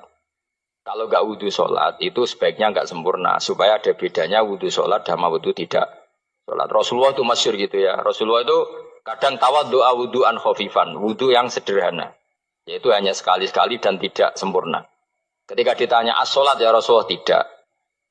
Misalnya saya habis makan, mau tidur, biasanya ya wudhu, tapi tentu tidak perlu sesempurna kayak wudhu sholat, biar ada bedanya. Rasulullah juga gitu, beberapa kali beliau wudhu, tapi tidak sesempurna wudunya untuk sholat. Masyhur itu di riwayat tawaddu'a wudhu'an khafifan duna wudhu'ihi lis sholat. Tapi kalau wudhu untuk sholat asbaghal wudhu, menyempurnakan wudhu. Jadi supaya ada bedanya wudhu sholat dan wudhu tidak sholat. Keyakinane jenengan niku wajah niku aurat mboten, wajah wong wedok. Ayo sing elek kan, ayo aurat ta ora? Nggih kan. Jadi lucu, makanya saya itu pernah survei, semua kiai-kiai alim niku nate kula tangkleti, sing alim. Indonesia itu ulama itu prakteknya itu intikal madzhab, tapi tetap muni Syafi'iyah. Nah cara madzhab Syafi'i, wajah wong wedok itu aurat kharijah salat. Jadi wong wedok itu nak salat, itu wajahnya gak aurat, tapi di luar salat aurat. Sehingga seharusnya semua kiai Indonesia ya cadaran, mergo madzhab napa? Syafi'i. Tapi prakteknya semua ulama Indonesia itu madzhabnya Hanafi. Jadi bojone, putri-putrine, santrine udah biasa jilbaban biasa wajahnya ketok. Lah niku nganggo madzhab Hanafi yang diikuti oleh ahwalnya ulama seluruh dunia, termasuk Imam Suyuti, nafsiri ilama dhuhara minha wa huwa al-wajhu wal kafan. Apa wa huwa al-wajhu wal kafan. Fa yajuzu nadharuhu li ajnabiyyin illam yakhaf fitnatan fi ahadi wajhin. Sehingga untuk wajah dan kafain ini siapapun boleh melihat asal tidak takut nopo fitnah. Kadang ada orang yang auratnya biasa datang ke masjid. Itu kan bingungkan malaikat, mau ditulis dosa itu ke masjid, mau ditulis taat itu buka aurat. Enggak tahu hitung-hitungannya gimana nanti. Bodoh itu barokahnya banyak. Coba barokahnya orang bodoh, akhirnya nempat di pedalaman Kalimantan, Sulawesi, akhirnya bikin masjid di situ bikin. Kalau dia alim mungkin jadi ketua MUI di Jakarta. Assalamualaikum warahmatullahi wabarakatuh. Allahumma arinal haqqa haqqa warzuqna tiba'ah wa arinal batila batila warzuqna tinabah. Gus, di era sekarang ini terlalu banyak kiai. Jadi saking banyaknya kita yang awam ini bingung mana kiai yang benar, yang betul-betul benar menurut Allah.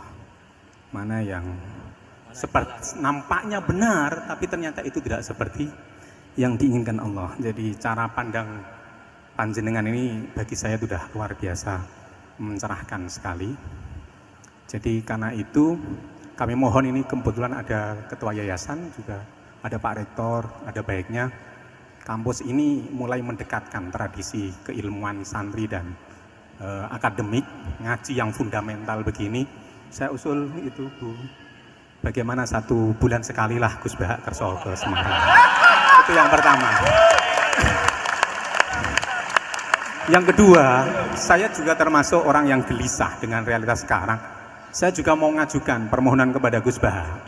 Permohonan yang paling ini, mbok jenengan nulis satu buku, saya muslim saya happy gitu loh.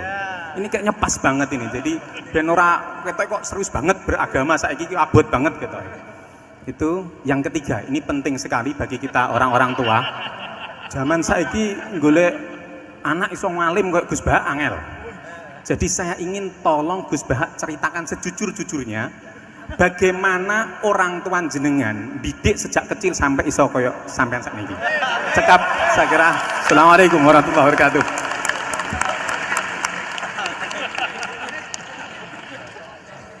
Yang kedua, monggo.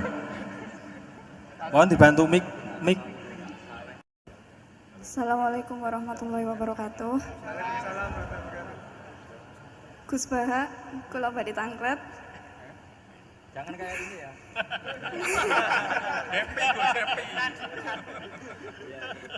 Untuk perempuan, hakikatnya menutup aurat niku pripun? Soalnya kula gadah teman niku rata-rata santri tapi kok mboten menutup aurat secara sempurna. Nah, kula pengen ngertos ilmune niku sing jelas pripun. Sampun.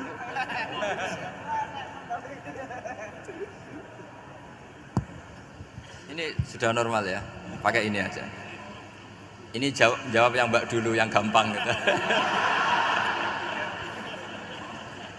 Ya yang jelas itu satrul aurat itu ada yang fisik ya, kayak menutup aurat dalam mazhab Syafi'i kita tahu auratul mar'ah fis sholat itu ada pengecualian ilal wajah wal kafen.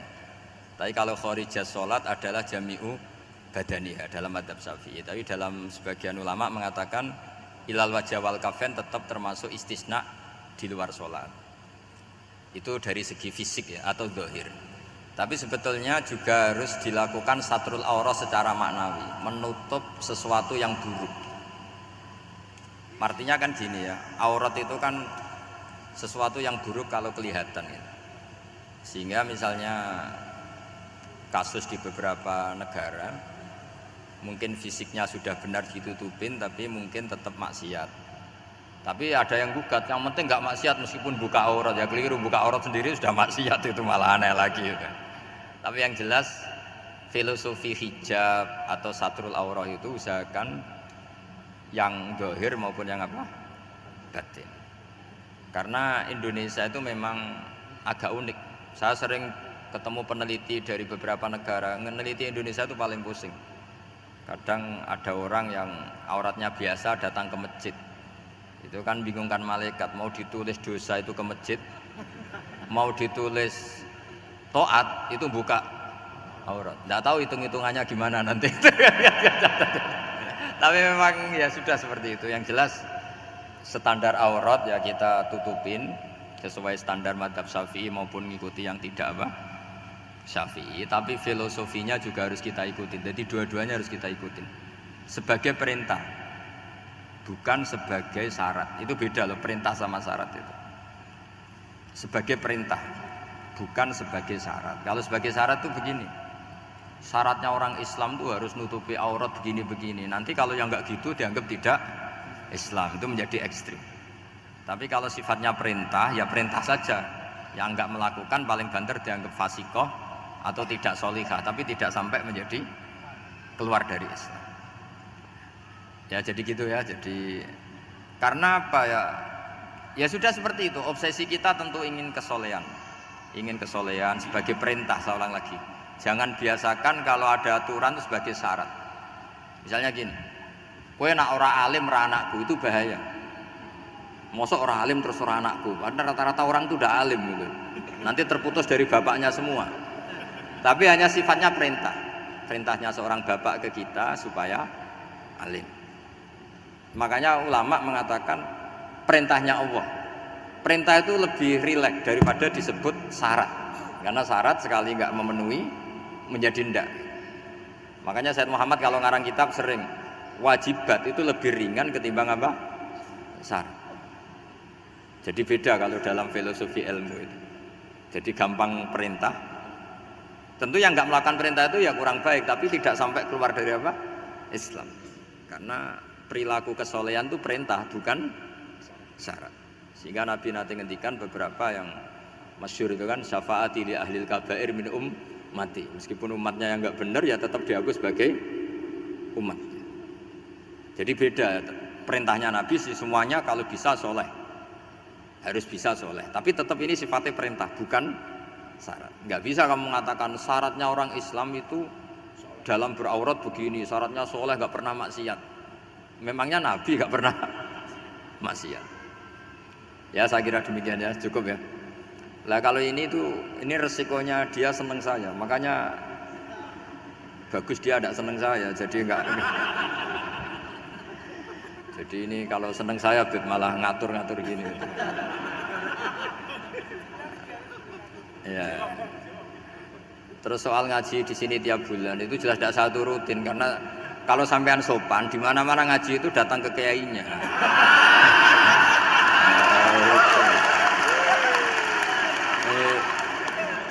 Itu kalau Imam Malik ada pertanyaan kayak Anda dimarahin. Al ilmu yu'ta la ya'ti. Jadi sumur itu didatangin, bukan sumurnya dipindah. Ini enggak sopan sekali.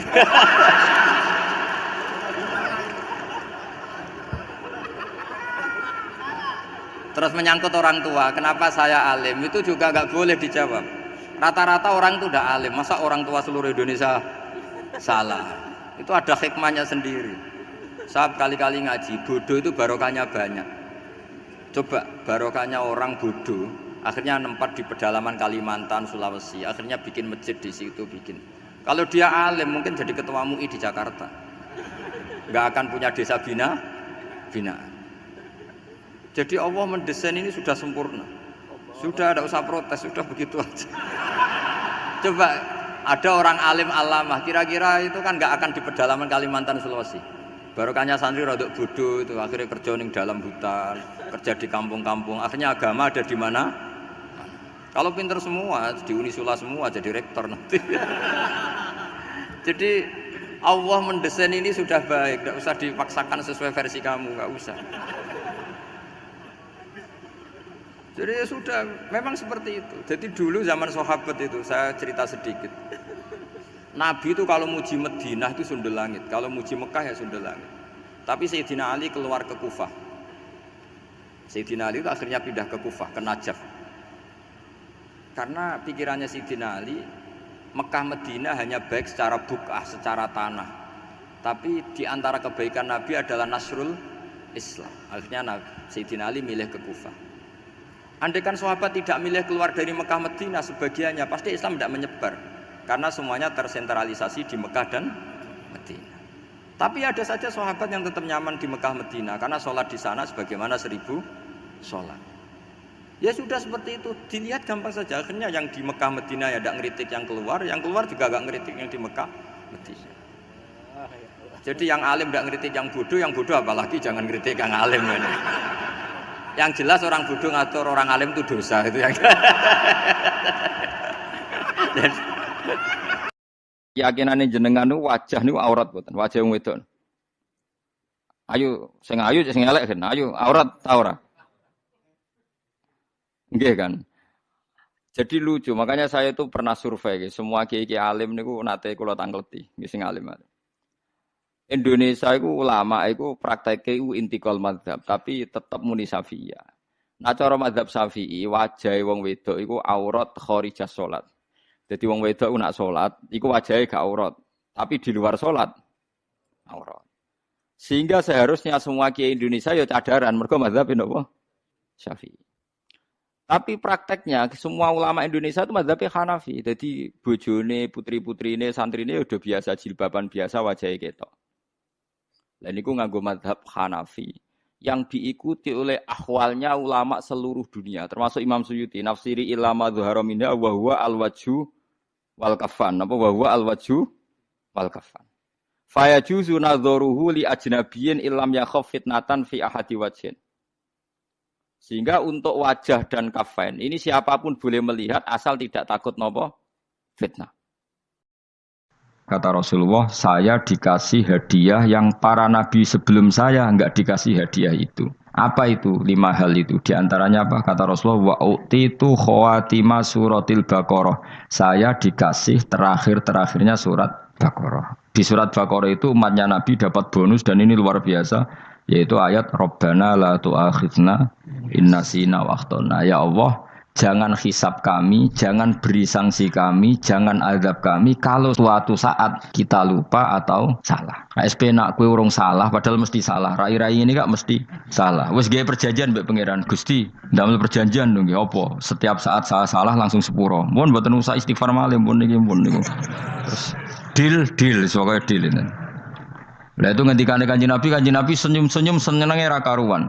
Dan setiap itu dibaca oleh umatku, Allah sudah jawab qala na'am. Jadi Rabbana la tu'akhifna in nasina aw akhtana. Terus qala Allah menjawab na'am. Terus Rabbana wa la tahmil alaina isron kama hamaltahu 'alal ladzina min qablina. Allah menjawab na'am sampai terakhir wa'fu anna, Allah jawab na'am.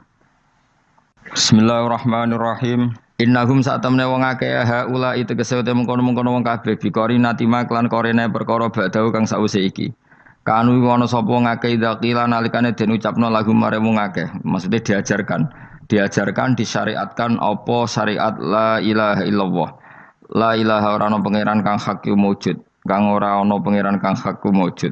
Nah cara iki kuno kang ora ana pangeran kang wajib disembah wujud illallah sause kecuali Allah. Mereka itu adalah orang-orang ketika dianjurkan untuk melafadzkan la ilaha illallah iku yastakbiruna iku sombong sapa wong akeh. Wa yaquluna lan ngucap sapa wong akeh inna latariku alihatina li syairim majnun. Inna ana ta kita latariku alihatina dadi wong sing ninggal pangeran kita. Fi hamzatihi iku tetep ing dalam hamzai aina mau te apa wae takut dama kang disi apa mang kados niku kawingi lho tahqiqul hamzaten tasil terus idkhalu alifin. Lisa iren krono penyair majnun kang edan. Maksudnya masa kita meninggalkan ajaran leluhur hanya karena Muhammad, sing kata mereka itu syair yang majnun. Lisa iren kedua penyair majnun kang edan. Eli ajli qoli Muhammadin tegese krono muk nuruti omongane Muhammad. Ini jare wong kafir. Qala ta'ala bal jaa bil haqqi wa saddaqal mursalin. Bal jaa balik teko sapa Muhammad bil haqqi kelan barang sing hak kelawan barang sing nyata utawa kelan barang sing abadi. Wa saddaqa lan bener sapa Muhammad al mursalina ing wong sing diutus sedurunge Kanjeng Nabi Muhammad. Iljaina tegese ingkang teka kabeh bi iklan hak. Wa wa haqqu alla ilaha illallah ana pangeran kang hak wujud illallah kecuali Allah. Innakum ladzaiqul adzabil alim. Pun kula terangaken nggih terus mulai napa wa qalu ya wailana hadza yaumuddin terus sekedap ini asyara bidzalika. Mun kula terangno kiamat iki, soal kiamat itu seru, serasa ndelok. Kiamat itu seru, serasa ndelok. Anjing ben kiamat itu semua orang dihisab, termasuk sampean-sampean bareng dihisab. Pertama sing dijak itu jelas salat. Jadi kalau masalah ibadah mahdhu itu salat, nah masalah sosial itu asal tidak saling bunuh. Terus kalau terangaken ya, terus ngendikane Rasulullah sallallahu alaihi wasallam ngendikane la yazalul mar'u fi fushatin min dini malam yusib daman haroman. Kula balen malih nggih. La yazalul mar'u fi fushatin min dini malam yusib daman haroman. Seseorang itu boleh serilek-rileknya dalam beragama asal dia tidak punya masa lalu mengalirkan darah yang terhormat. Kemane cara Jawa ora tau mateni wong, ora tau mateni wong, ora tau mateni wong mukmin utawa ora oleh mateni wong sing muahad atau mustaman. Ya ada aturannya lah. Jadi kalau sampean urip ora tau mateni wong iku wis cara beragama iku rileks karena fifus satin mintin. Nah tentu mateni itu ada banyak sebab, diantaranya fatwa yang ekstrim. Sehingga ulama dulu itu senang diguyon sampai keterusan saiki. Jadi kabeh wong alim khase sering guyon karena memang menghindari omongan penting. Kenapa? Karena sekali omongan penting ini kadang yu'addi ilal fatwa bitaqatul. Takutnya fatwa itu ekstrim, kemudian saling apa? Saling bunuh.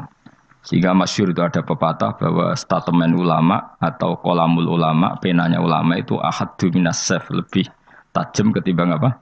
Pedang, karena bisa menimbulkan macam-macam.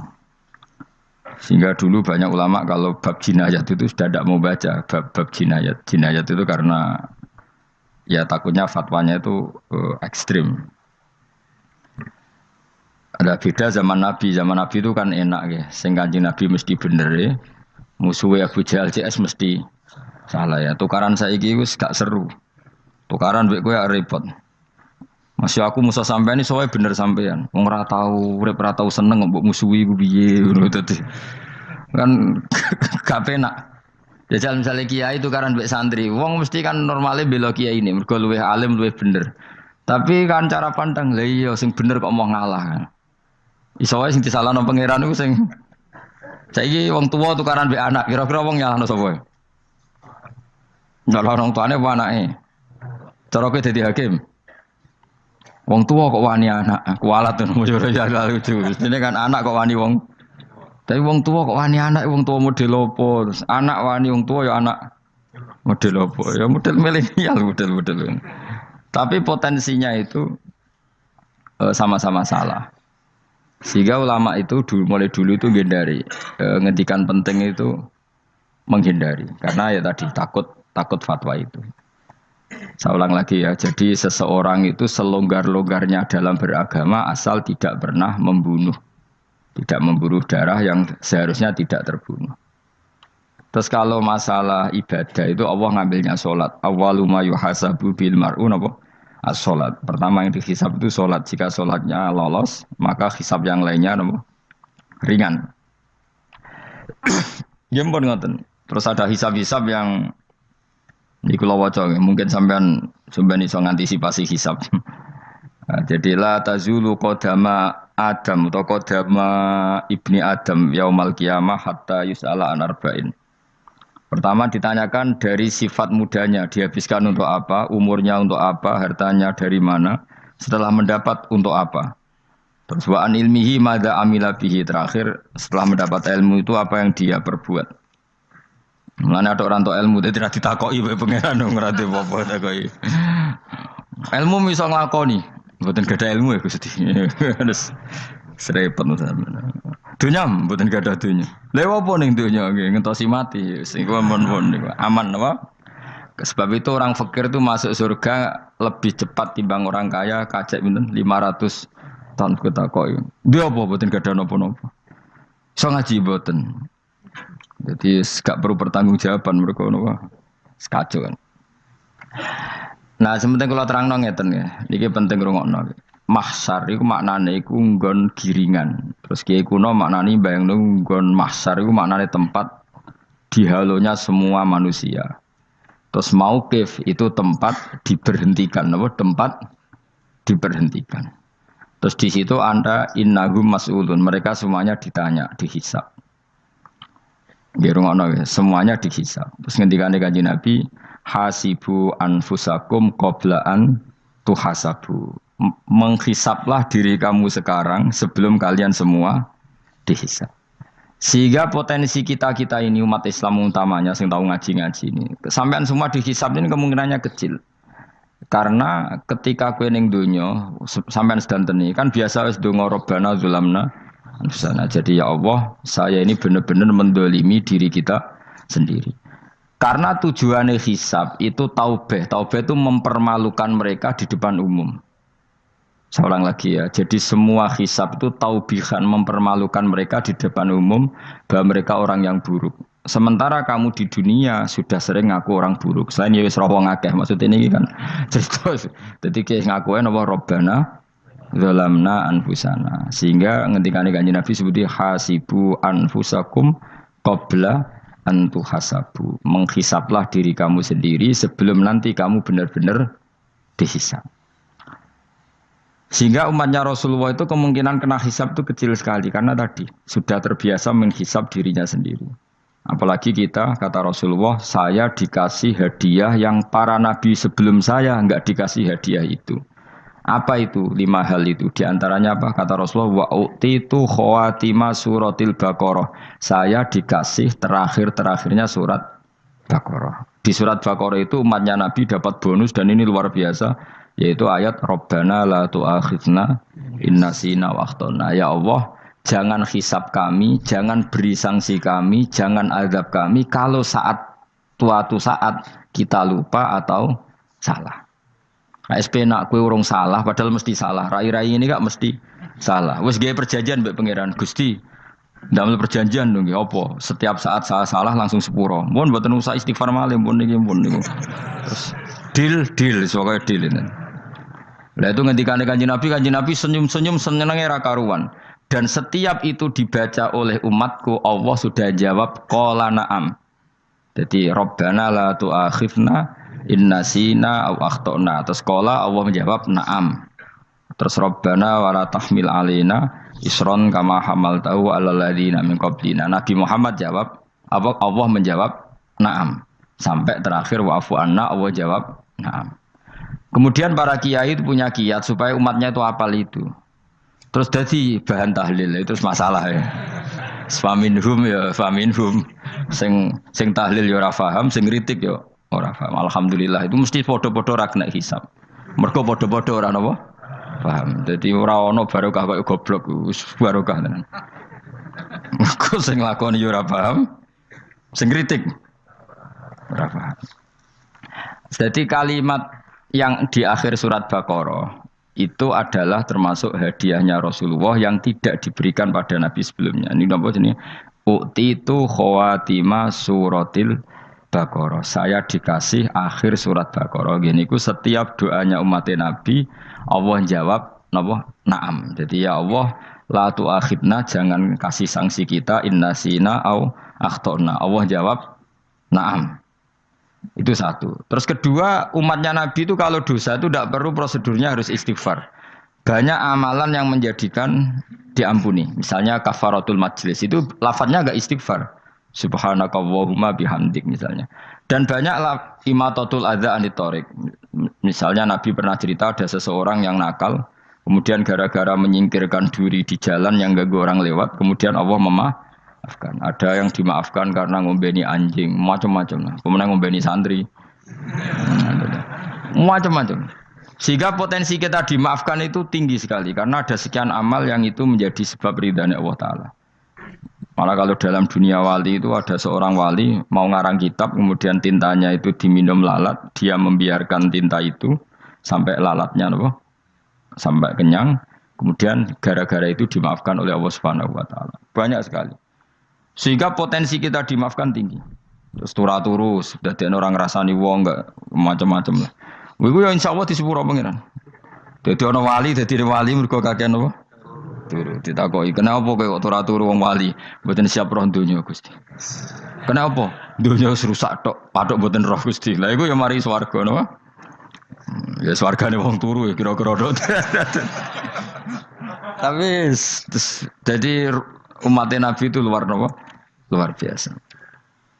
Makanya saya yang heran nih, kalau ada orang alim bikin gerakan terlalu tenanan itu keliru. Biasa mawon. Turu ku ya ibadah, wae agar gak zina, gak maling, wae agar gak nglakoni dosa gede ini sanggep ae napa? Ibadah. Karena tadi Rabbana la tu'akhidna in nasina wa akhtana. Terus Allah jawab na'am. Sehingga kiai-kiai itu takut orang itu lupa, terus dimodifikasi sedemikian rupa jadi wiridan. Tapi alhamdulillah kok banyak yang kritik. Jadi ya biar seimbang, no? Seimbang kepada alam demokrasi. Jadi kalau agak kecewa ambek sing kritik, mereka insyaallah rapati paham masalah usul ini.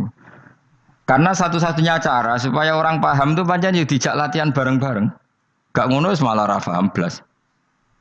Ya tapi tadi ya semua itu resiko. Zaman Nabi Sugeng ana ibadah sunat dilakoni terus, Nabi yo duka, kuwatire dianggap wajib. Tapi nak arah dilakoni blas Nabi yo duka, wong sunat ora tau dilakoni. Jadi sudah alhamdulillah sekarang ana sing ngritik, ana sing setuju biar seimbang no.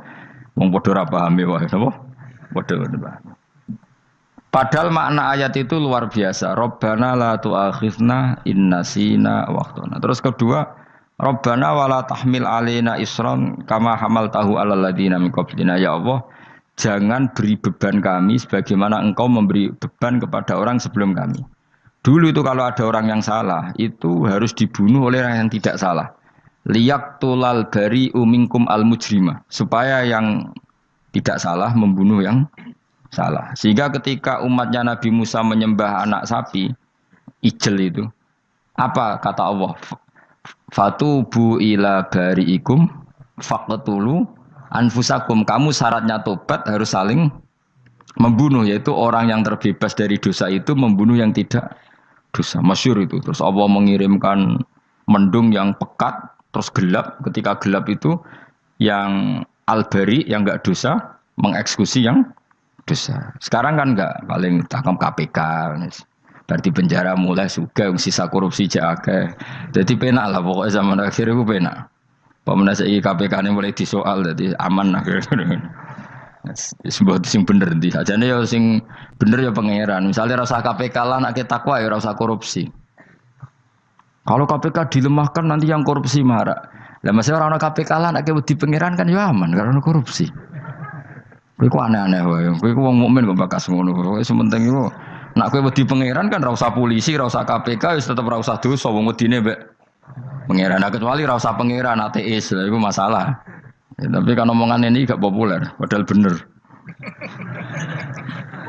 Nah, jadi karepmu ngene, terbebas korupsi nek ana KPK, urip makmur nek ana menteri kemakmuran. Pokoke kabeh kowe mbok gantungno pejabat negara. Mulane tau hitemu jeblok, sak jeblok-jebloke. Misalnya rasa sejahtera, saya menteri sosial harusnya gini-gini. Ngono korupsi salah KPK. Ngono ana keamanan salah polisi. Senengane nyalahno wong. Gue sekali-kali nganggo tauhid. Nah ana adab iku mergo dosa yang sudah kelewat. Ya tapi kan gak mungkin ngomong bernegara gitu. Tapi atas nama iman bahasa kita seperti itu. Kalau atas nama bernegara emang kita butuh polisi, butuh tentara, butuh KPK. Tapi atas nama iman ya tadi kalau kita diberi sanksi Allah itu rata-rata dari bima qaddamat yadaka itu pasti ada salah yang pernah Anda lakukan. Ya tapi sudahlah ini zaman sudah seperti ini. Sanut umumnya wong akeh.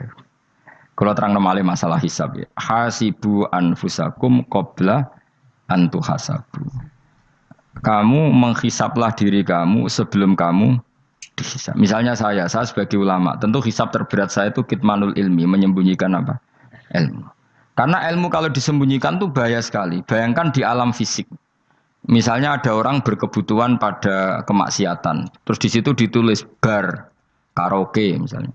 Orang bisa ke sana karena ada tulisannya, ada WA-nya, ada alamatnya. Kemudian ketika Anda bisa Fathul Qorib, tidak ada tulisannya. Harusnya Anda juga nulis ahli Fathul Qorib, ahli Fathul Mu'in, nah, atau ahli Jaljalut, tulis saja. Ahli Primbon. Enggak apa-apa, tulis saja. Penerus Ronggo Warsito, tulis saja.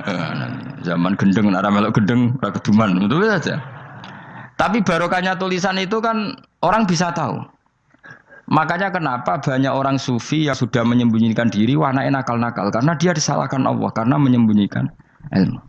Saya itu orang yang senang tertutup, kecuali masalah ilmu. Saya mau mengajar terbuka seperti ini. Karena tadi, awal dari dikenalinya kemakrufan adalah dimaklumatkan.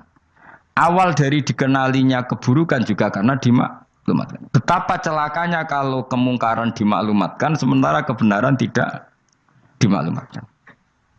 Makanya Mbah Mun itu sampai berfatwa, Mbah Mun guru saya itu. Nah ono masjid ora ono menarane Mbah Mun duka. Masjid kok ora ono menarane, wajib ono. Dulu saya iskal kenapa menara jadi wajib. Tapi setelah saya tambah angan-angan, secara fikih jelas tidak wajib. Tapi coba bayangkan, misalnya ada bar lampunya tinggi, orang dari jauh tahu itu bar. Sehingga kalau mau maksiat misalnya ingin ke sana. Sekarang misalnya masjid gak ada menara, ada orang ingin sholat, ada masjid tahu orang. Tapi baru kayak ada menaranya kan? Tahu. Intinya semua kebaikan itu harus dimanarohkan. Makanya manaroh itu dari kata nur. Dimenarakan, dari kata nur, dari kata dicahayakan, dimaklumatkan. Sehingga mulai dulu lama itu meskipun humul itu menyembunyikan diri. Tapi kalau masalah ilmu mereka membuka diri. Loh coba kalau misalnya ngaji seperti saya ini, saya tidak terang-terangan jadi orang alim. Sebetulnya nggak baik. Kalau kamu ujub, sombong, aku orang alim itu tidak baik. Tapi kalau kita kan tidak karena ujub tadi, harus memaklumatkan. Coba berapa bapak-bapak yang tertolong nyari bidan ketika istrinya hamil. Gara-gara tulisan karena yang nolong itu. Bidan. Ya kan? Dokter gigi. Atau kalau nggak dokter, ya ahli gigi. Ahli gigi itu yang dipasang tanpa medis itu. Ndak kamu menjadi tahu karena apa coba? Tulisan kan. Tapi kenapa kebaikan tidak seperti itu? Harusnya sampean ya tulis saja. Misalnya sampean enggak alim saja, maklar orang alim. Siap menyalurkan ke tempat-tempat orang alim. Coba TKI tenaga kerja itu. Mereka tahu Korea, Hongkong karena tulisan penyalur tenaga kerja. Tulis saja rumah kamu penyalur ke orang alim. Nanti antar kebeduan. Kalau ada orang tanya, maksudnya gimana? Kalau butuh orang alim, tak antarkan. Oh ya sudah, itu kalau se-Indonesia, itu luar biasa. Jadi yang ngajinya dulu Fathul Qorib sampai bab sholat itu saja. Ahli Fathul Qorib sampai bab sholat. Tulis saja dalam kurung pemahaman pas-pasan. Enggak apa-apa. Lo coba dokter itu kan fair. Kalau ilmunya pas-pasan tulis dokter umum. Kalau dia merasa pinter dokter spesialis. Dan itu menjadi orang tahu. Tulis saya kan ke ahli saraf. Nah. Lo buatan ini buatan guyon itu betul. Makanya saya ini termasuk orang yang menyembunyikan diri. Tapi kalau bab ilmu enggak. Alhamdulillahirrabbilalamin. Bersama channel Istiqomah Haji, sama-sama kita telah dengarkan nasihat agama dari guru kita Gus Baha. Semoga bermanfaat, semoga menjadi kebaikan-kebaikan untuk kita semuanya, ya kan? Berkah barokah untuk kita semua.